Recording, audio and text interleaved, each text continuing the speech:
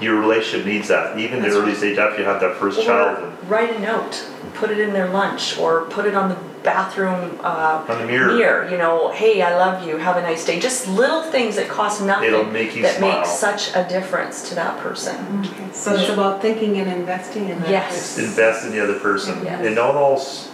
It's got to be both sides, not just one person writing these notes or saying let's go out. It has to be from both sides. Can we push past divorce, do you think? Can our generation today, our kids, can we push back past the divorce issue today? Because you know the research shows that people that are divorced, that don't work on the issues of why they got divorced in the first place, enter a second relationship, that relationship ends even faster. And if we go from that, because the better, the grass is always greener on the other side. So that ends faster, and now we're going, well, we're just going to try another person. We're just going to get into a new relationship, and everything's going to be great. Well, if we don't work on the relationship of the first, second, we get into the third or fourth marriage. It percentage goes up for getting divorced. It's true. And it goes faster. I think you have to really analyze the reason why you were divorced the first time. And if you're just entering into another relationship just to have another relationship and you haven't resolved the issues, there's a high chance. Because everybody has what they call baggage. Everyone. And if you...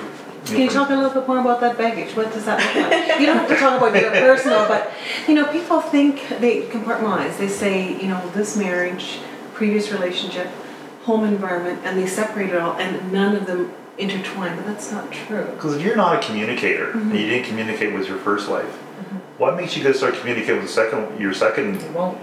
Because maybe the other person is a better communicator. But if that was the issue, you have to solve that within your own self. That's right. To become a better person. You have to talk. You have to talk. If you can't talk, it's not going to be change between people. You may find someone else that you click with better, and maybe that'll work. Maybe that was the issue, that you were a talker and the other person wasn't, and now you found a person that could talk better. But there's many things more than communication. There's that. So we got to work on ourselves. That's what you're saying, Jerome. And see, that's stuff that you learn when you're dating too, right? Yes. People who jump from one relationship to the next are people that have not been able to learn to listen to the other side sometimes, or they just I think just everyone. But truly listen, not just... Yeah, and work on the issues that come up in every relationship that they're in. People just say, oh, well, if this one doesn't work, I'll move on to the next one. And it's like, okay, but do you realize what you're doing there? You're just saying that one day you'll find somebody, but you're really listening to the issues at hand in the current one that you're in. And why do you feel that you can't stay in the one you're in? What's not working between the two of you that you feel the need to get out? Isn't when you're dating, it's almost like an instant interview for marriage? Yeah, it is. Yeah. It is an interview, and that's why I think it's so important that people know what they're getting into with marriage, because then the divorce rate wouldn't be so high.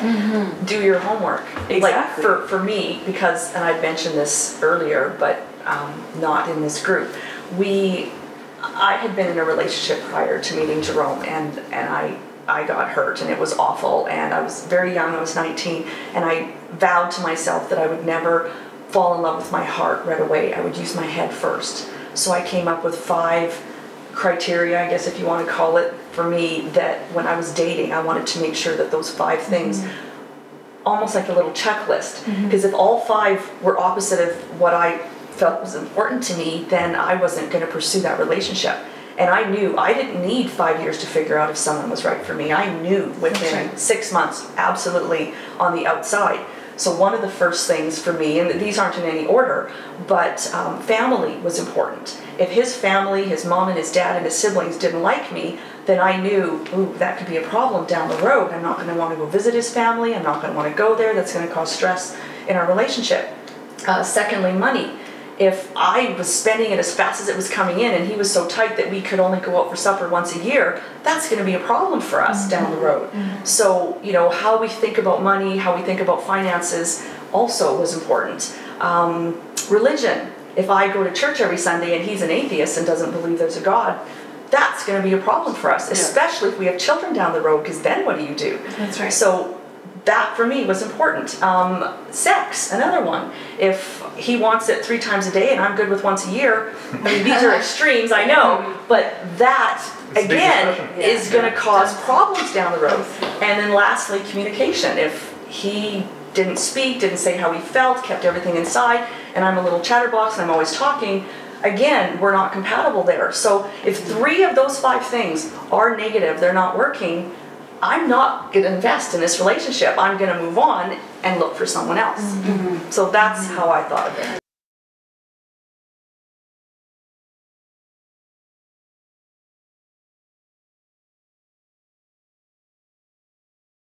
Welcome back. We're now addressing the second question on our relationship panel. Can individuals recover from affairs? That is one of the prevalent issues out there. Our divorce rate is high, and people are wondering, because what happens is people do wonder, can we recover? Can we have something better? We still love that person, but this is so horrible, so painful, what we're experiencing. Is there any hope? Or are we silly? Are we stupid for going back to the relationship and trying again? What do you think? Can people recover? I think that they can recover. I know someone that was in a relationship where there was an affair, and they are great now. And it's just, I guess it took tackling the issues that were at hand and why that person felt the need to escape the relationship, to realize that what they had was actually, it was long term. It wasn't just something short term. I think there was just a lot of emptiness in the relationship that they were in. And then when they finally realized that, you know, we need to, there's something missing here and we can both work on this, that there was no need for that anymore. You know, they stayed together. So I think that in some cases, relationships can recover from an affair. So in some cases, people can. Yeah. What do you think? It's a hard question for being newly married. Well, being newly married, my biggest fear is affair. Because you think, how can something be so perfect? How can this guy be so perfect? It's something down the road, he's going to cheat on me. It's always a fear of any woman, right? So, especially in a newly marriage, and you're like, so can I recover from it? I always think, what would I do? How would I react? Because you kind of want to prepare. You don't want to prepare because you never want to think that your husband would do that. But you're like, what am I going to do? Am I going to forgive him? Is it something that I could have prevented? And you kind of start thinking, when the independent woman comes up, because I'm pretty strong, you're like, hell no. You know what I mean? I'm like, I'm leaving him, but at the same time, I love him so much. Would I leave him? Like, is it my fault? What did I do? And I don't know. Like, some people can emotionally, they can recover, but not really emotionally. But they still stick around to see if maybe he'll do it again, or I don't know. But I really don't think you can recover from an affair. It's really hurtful. Oh, you don't think you can? Yeah, I don't think so. Okay. Well, that's something that you're even thinking about, that even as a newly married. Yeah. A lot of people are not thinking about ending relationships. I guess maybe some people are in with the prenups and stuff, but yeah. But it's interesting. It's great. Good. Yeah, I don't ever think he's gonna do it. It's just the fact no, it's just a fear. There's so many people out there. You hear about it quite often. Yeah, that cheat on their husbands and wives. Not just husbands cheating on their wives and wives cheating on their husbands, but there's so much out there that you're like, is my relationship that perfect? That's and I believe it is. Yeah. But do I have to get prepared? I don't know. Should I? Yeah. Like so would I recover? I don't know if I could. Just like a fair proofing your relationship. And you know, there's women out there that actually want to tear apart some relationships. Yes. They do want to see if they can break it up. And it's hard. It's awful to say, but there are some people that think like that. And that's too bad. But it's a sad reality that there's a lot of things. You're correct. There's a lot of things bombarding us. What do you think?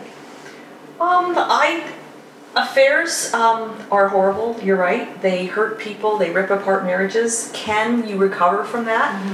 I think you can, but it'll take years and years. I think when someone has an affair, there's a trust issue that's been broken. That's probably the main point. You have to get that back. And you need to get that back. And the person that had the affair, it may take years to keep proving themselves over and over and over again to their spouse.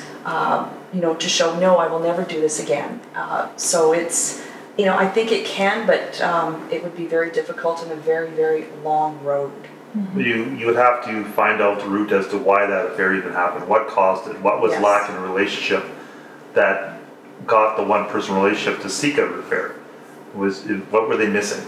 And then you have to solve that issue. For example, I can't speak for you, but for men, men want attention just like women do in any relationship. So if a man feels like his wife isn't, being intimate with him as often, or giving him any compliments, or paying him any attention, or, hey, And that works honey, both you ways, look yeah. great, or, anything along that line. Someone at work that he goes to the water cooler and gets a drink, and some lady says, oh, you look really good today, and suddenly he lights up. I mean, that could be the start of something, and he's craving that attention, and that could start an affair, down the road. But yeah, you're right, you have to get to the root. If you're getting what the attention you want, crave, need at home, I don't feel you just, look for it elsewhere. So back to the question, can you recover? I think you could. I would hope that you could, because divorce is such bad at so many levels. I feel that, but it's going to take time, like Janette said. It's going to take lots and lots of trust. And I think any little thing that were to slip, you'd just go backwards again. Sure. So you'd really have to work hard for a long time to prove trust from both partners. Okay. So and from what I'm saying is more of a consensus that we can recover versus that maybe we I can't think you recover? can, and I hope you can. Okay. Well, and I do a lot of work in that area, and I do believe we can, but it is hard work. I agree with you. Hard It's work. very hard work, but it's not only dealing with the affair, it's dealing with ourselves. And I call it a re-scrutinization of our relationship. We have to rework the whole thing. Because if you only work on one part, then it's still limping along. We have to work on the whole thing. Yes, and do we have to earn trust? Absolutely, we need to. But you actually can. I have couples that can get to a place where they feel safe and secure, and they're no longer thinking about some of those issues.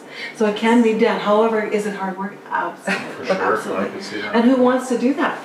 And a lot of women are thinking, you cheat on me once, I'm gone. Yeah, sure. And other people are thinking he has or she has done the most horrible thing, and yet I love them, but I hate this thing that's in the way. I used to think that way. Can I get past this thing?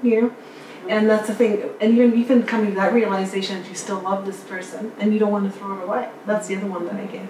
We've been together for so long. Yeah. Do we throw everything away, or do we try? And I think I like what Norman Wright writes. He's a marriage therapist and author. He says that we have to earn our right to divorce. Yeah. And meaning that we know we've done everything that we know to do, whether it's issues that make us divorce, whether it's the affair that makes us divorce. We do what we know to do. Put everything into place. Do counseling. Do personal work. Look at ourselves. Heal. Do all the things that we need to do. And if at the end of the day we still agree that we need to divorce or separate, then at least we've done everything that we know to do. Or that's what I always present to my couples, an opportunity to find out if we can turn the relationship around. But unless the two of us are on the same page, it's not going to happen. You have to both want it. And I do agree, we said that you need help, you need professional help to bring the couple back together, make sure that all the issues are discussed. Speaking for my husband, he would never forgive me. He would never. Oh, from his perspective. He his wouldn't. point of view, he's like, the moment that you are with somebody else, I'm no longer emotionally attached to you. Because we talk about it, we're pretty open, so he's just like, emotion, I couldn't handle it. Thinking of you with somebody else would break him. would break him and destroy him. He would never see me as the same person. So would he be able to recover and think, do I want to throw this away? I don't think emotionally he could. He probably would try, but he would never see me as the same person again. I don't think. That's what he told me before. So. And that's true. Some people won't. That's true. There's another interesting issue that coincides with affairs. Some people will say of the mindset that they shouldn't disclose. If you know you've had an affair, don't disclose it to your spouse or your partner. Keep it to yourself. What do you think? That's a strong, keeping secrets from your spouse doesn't work. And now that's one secret that that would eat at you, wouldn't it? Oh, big time. That'd be like internal cancer. It would just eat at you every day. Well, but your spouse doesn't know about it. But you do. And to live if with you're that. not, could it be done? Possibly. Depends on who you are. And who you are. I know myself, I can't keep a secret from No. Jeanette. I'm just bursting inside to tell her. Even Even the guilt. The guilt, the thought is always on your mind. You'd have to forget that, but it's always there. And he says, maybe if it was a one-time short little indiscretion, you may be able, but if it's a repeat of something that happened over a period of time,